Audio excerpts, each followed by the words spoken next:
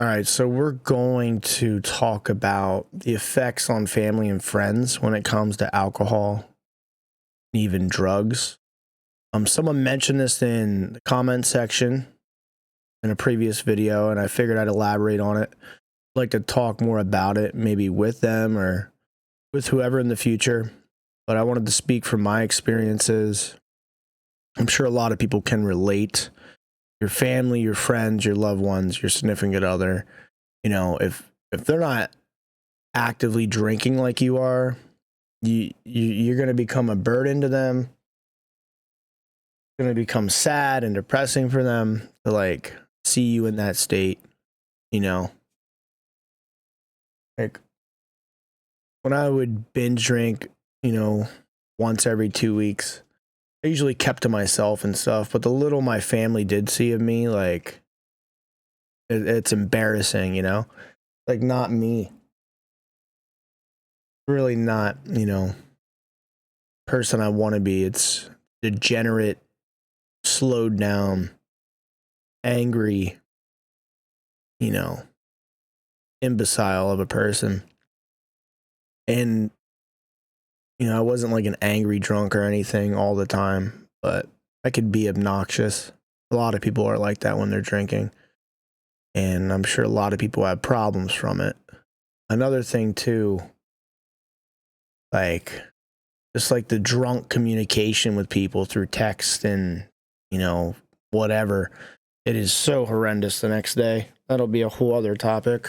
I'll tag note that one too, because I know a lot of people can relate to that, and it's absolutely terrible.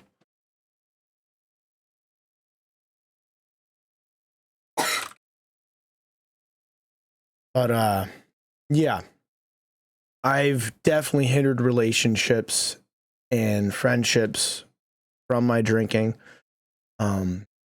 People just wanting me to stop and not do it. And like, people, I know some people that are actively drinking and their partner drinks as well, just as much as them. And they're both clueless to sobriety, and they're just like living in this cesspool of hell. And that's very toxic. And, I've never really was in a relationship where like I was actively just drinking all the time with somebody, but people that are, you're not, if you don't have the support from your significant other, then you're already set up for failure, and you're never. Yeah, it's just much harder. I mean, I've seen couples, both get clean, sober, whatnot. It's possible, but if one does and the other doesn't, it can make it drastically hard for the other person. But I can't really speak on that thought as much, but I've had people like beg me to not drink, and they just would rather see me not drink and how I'm different when I'm sober. I'm sure you've heard that too. You can relate to that. But yeah, your family, like your mother and father, are gonna like think they want a child that's like that, that's drinking themselves into stupidity. And I can only imagine people with like DUIs or like liver issues, way higher on the spectrum than I ever was. Parents dealing with death, like liver disease, drunk driving accidents. It can cause a lot of grief. Like, it can have a drastic toll on your family. Think about, your friends dealing with you. If you're being an obnoxious, imbecile, they're going to be annoyed with you. They're not going to want to deal with you or talk to you. I have messed some friendships up while drinking, and it's hard to repair that. I've lost touch with some people. It's not like 100% my fault, but I'm definitely on the higher end of being the issue. Just saying certain things,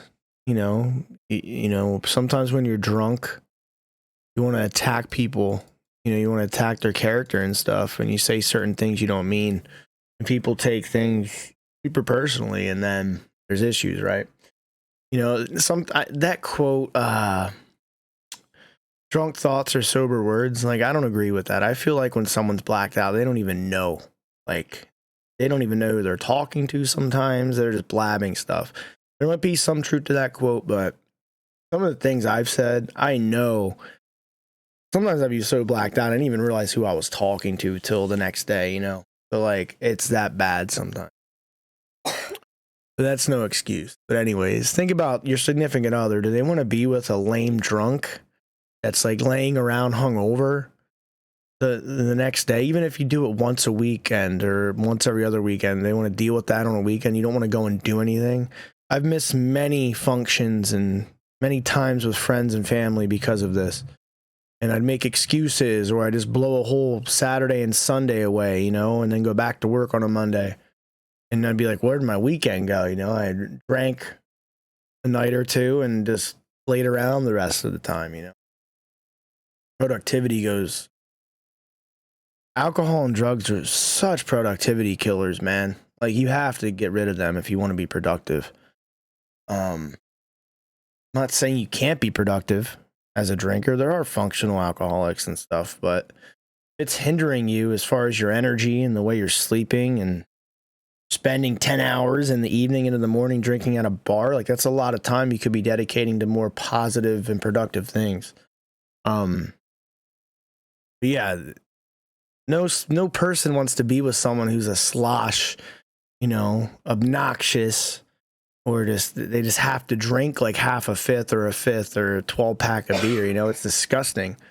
It's embarrassing, you know, looking back on what I've done to myself. And I've had people tell me, like, you're this amazing dude, you're amazing sober, and then you drink and you just like throw it all out the window and you just don't care. And there's a part of that that's like self-destructive, which I've talked about too. You dwell in the abyss. It's that quote, if you stare into the abyss long enough, it starts to stare back at you. And it's true. You can't dwell in that dark, depressive, sad place all the time, or it will grip you even more. Right? You know, like Wes Watson always says, your frequency is what you frequently see. You're just thinking that stuff all the time and feeling, you know, looking at content that's depressing all the time, and music, like, you're just going to be that way. The more positive you think, the more your brain will wire to think more positive, right?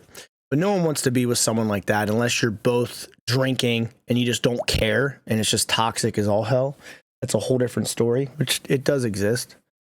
You know, it's not a turn on. And like, you meet someone drinking at a party and, you know, you're drinking like that all the time and they're not. It might be fun the first few times, but after like 6, 12, 18 months, they're going to get sick of it very quick. It's, you know, it's a fun party thing. You're like having a good time and drinking like you're at a frat party, you know, every other weekend. And then it's just like, if the other person's not like that all the time, which that, like, if they are, it's toxic to begin with. And if they're not, they're going to be like, wow, this person drinks way too much. Or, this is like ridiculous. Why do they have to drink this way, right? You know what I'm talking about. You know what I'm talking about. And it's the truth. Nobody's turned on by that. And the older you get, the less cute it is. When you're in your young 20s doing it, you get a free pass, man. But years go by quick, buddy. And when you're in your mid to late 20s, it gets, you don't slide by as easily. And then when you're in your 30s, it's just sad. And then 40s and 50s, you're, you know, past the halfway point, man. I know people that are there way worse than I ever was, and they have nothing to their name doing this shit. They don't grow up. They don't wake up. I don't waste my breath to them. You know? If they genuinely wanted to change, I'd have a lot of answers for them and a lot of tips. And I'd talk to them. But some people that don't want to change, they're not seeking this kind of content. You know, they're not feeling guilty about it. They're doing it and they're stuck in it, and or they don't care. That is what it is. That's the harsh truth. Yeah, you're gonna ruin relationships with your friends. You're gonna ruin your relationship with your significant other, and you're gonna, you know, your family gonna look at you differently. Like, I'm very proud. Like, you know, I'm getting older. My family's getting older. I want them to see a sober me before my grandfather. I don't want him, you know, my mom being like, oh yeah, Drew's drinking every weekend, you know, oh, this happened, that happened. I never really got into trouble. Never drove drunk or nothing, but like, I don't want that to be the last memory my grandfather or like even my parents have, like, oh man, Drew's still drinking way too much. Even though he's doing all right, he's drinking too much. I don't want that as a memory. And then what if something bad happens? I don't want that to be tagged to my name. Sober me is much better. And I want them to remember that. Someone who's driven, who doing good in their job, producing, has assets, is vibrant and is there and really clear-headed and not like hungover. Man, when I'm hungover at gatherings and stuff, I don't want to be there. I'm tired. I just want to like sleep. I don't communicate because my head's so cloudy. I have anxiety. I hated it. And now I can just, when you have a lot of sober time, like your head will be so clear. It's phenomenal. And your communication with people will drastically get better. And instead of like pushing people away and like lacking that connection, you'll get better at it and you'll adhere better to like what people are talking about. And your communication skills will go through the roof. I used to avoid people, Now it's like it's becoming much easier, and I've never had this kind of sober spree, so it's newer to me. I'm used to being foggy in the head for like half the week, feeling better, finally getting some clarity, then drinking again and resetting myself back to that crap point, nonstop. Like I'd have maybe, if I drank Friday and Saturday, or even Friday, Saturday, Sunday, Monday, I'd feel like crap. Have sometimes get a migraine. Tuesday, I'd start feeling better. And then like Wednesday, I'd start feeling okay. And then Thursday, I'd feel good. And then Friday, it would happen again. So I'd have like 2 to 3 days max. Half of my week was spent feeling like absolute shit. And that is what was the most annoying part. And I'm sure you can relate, especially if you're drinking more than 1 or 2 nights a week, Body's not resting. You're putting your organs under duress. And if you smoke as well, other topic, financially and on your lungs. Some people amaze me. How they can pound 2 packs of cigarettes, drink Mountain Dew all day, and drink on the weekends. And they're like over 40, 50 years old. I mean, you can tell it's taking a toll on them, but it's like some people are still trucking, man. They might not look the best. They might look rough and be stalling around, but they're still going. It's like, man, the body is resilient, But yeah, that's neither here nor there. That's about all there is to say about it. Think about the effects you're having on your family and friends. I could go way more in depth with this, but this is just a broad statement on it. Like, you're going to hinder these things when you're actively using the way it's going to be. I don't know an addict or a drinker that hasn't hindered their life in some form. These things no one's like, oh my God, drinking, getting blackout drunk was you might have had a fun time, but it wasn't like, oh my God, it got me more money. I invented something. I did something great while blacked out. I help inspire 10, 20 people blackout. A lot of negative comes from it. DUIs, fights, people get hurt. People feel like crap from it. It hurts people. You know what I mean? It's a bad substance and it's a toxin, and that's what it is. It's a drug, but it's so socially acceptable. It's at every corner store. It's legal after 21, and a lot of people that are using it, they socialize and do it, and they think, oh, get drunk. It's glamorized in movies and advertisements. It's honestly, it's probably one of the worst drugs. I mean, obviously, like doing heroin is going to be more addictive. The withdrawals are going to be more severe, depending. I mean, I'm sure a severe alcoholic has insane DTs and withdrawal. I mean, I'm not even going to go there with this, but as far as like accessibility, you don't have to go and meet some piece of crap that's dealing a certain drug and pay them, money in their crappy rundown trap house or apartment. It's right at the corner store. So you can just do it.